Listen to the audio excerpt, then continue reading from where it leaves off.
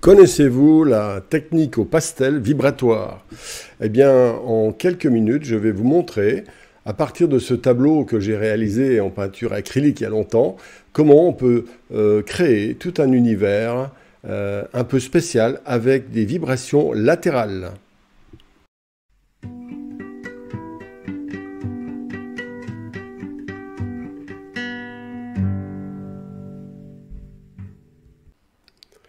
Si vous voulez voir toute la méthode, je vous invite à regarder cette vidéo jusqu'à la fin et si vous l'avez appréciée, vous pouvez lever le pouce bleu, partager et surtout vous abonner.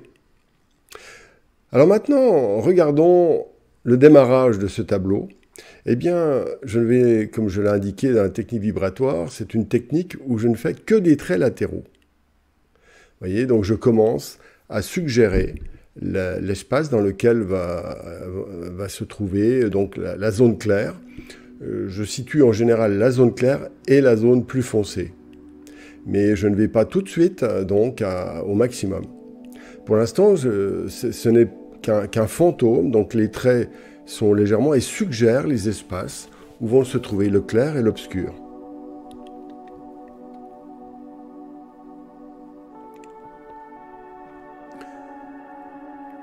Alors, le choix des couleurs, c'était que des gris colorés, des gris foncés. Alors, il y a beaucoup de... J'utilise, enfin beaucoup, 5 ou 6 crayons gris, mais aussi du bleu, un bleu assez vif, mais pas trop foncé. Et puis des gris foncés qui me permettent de mettre les zones à l'ombre, évidemment. Le démarrage est intéressant parce qu'il n'est pas nécessaire de faire un dessin, mais ceux qui ne se sentent pas vraiment à l'aise peuvent très bien commencer par un petit dessin préparatoire, mais avec des tons très légers, c'est-à-dire un tout petit peu plus contrastés que la couleur du fond. Là, je rappelle que j'utilise du pastel mat gris moyen, ce qui me permet d'avoir tout de suite un petit coup plus clair, un petit coup plus foncé et l'amplitude est maximum. Voilà, il n'y a pas à tout remplir pour avoir déjà une atmosphère. Vous avez vu, en quelques minutes, tout est en place. Voilà, donc c'est le cumul des vibrations qui donne les limites, qui donne les objets, et c'est suggéré, c'est-à-dire que ça utilise un fonctionnement particulier du cerveau qui a la capacité à remplir les vides. Donc même quand tout n'est pas indiqué, mais qu'il y a une espèce d'ambiance, eh bien les vides se remplissent. Et d'autre part, le fait d'utiliser des vibrations comme ça donne une espèce d'unité, c'est pas une espèce, une grande unité dans le tableau, qui fait qu'il y a un langage particulier qui se met en route. Voilà, les effets de matière, voilà. C'est aussi, pour moi, c'est une étude. Donc il y a des exercices, juste pour apprendre des petites bricoles, voilà, les unes après les autres. Il y a les tableaux, qui sont un travail élaboré à partir de la totalité de nous-mêmes, et les études, c'est ce que je fais là. C'est-à-dire, c'est un jeu qui est entre le tableau et l'exercice. Voilà.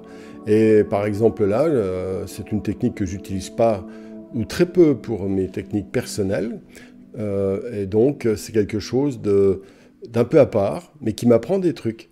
Par exemple, il arrive souvent que, même dans mes pastels, je dirais, de mes tableaux, eh bien j'utilise cette technique vibratoire, partiellement en tout cas. Beaucoup ou un peu, voilà. Et en général, j'utilise un peu. Ça augmente la capacité, la gamme d'outils dont vous disposez pour faire des pastels ensuite. C'est pas mal.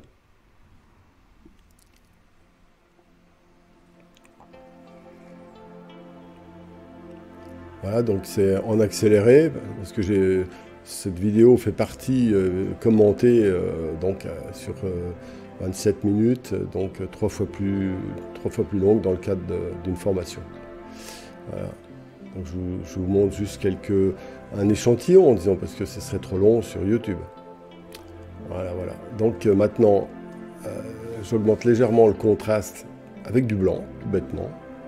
Voilà, et je tourne, vous avez remarqué, je tourne dans le tableau. Je ne fais pas un petit coin, puis un autre petit coin, pour garder l'unité.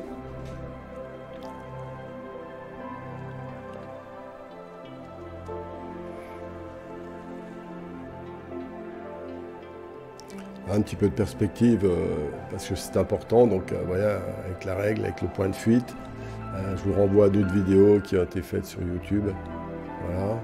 Voilà l'axe général des plans horizontaux, enfin des lignes de fuite. Voilà. Toujours pareil, tout est traité de manière latérale. Hein, vous avez remarqué, hein, il n'y a pas de tricherie. Hein. Alors là maintenant, c'est les fenêtres qui sont faites les unes après les autres. Mais succinctement, mais juste à leur place, grâce justement aux traits qui ont été faits auparavant. Et très légèrement. Mais bon, après, c'est un petit coup de patte. C'est pas compliqué, mais c'est un petit coup de patte à comprendre.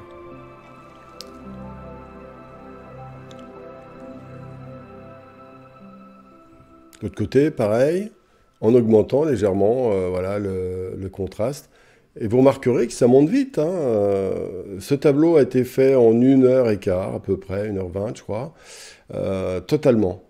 Et donc avec l'accéléré, ça fait 8 minutes. Et puis il y a eu des moments coupés aussi, bien sûr.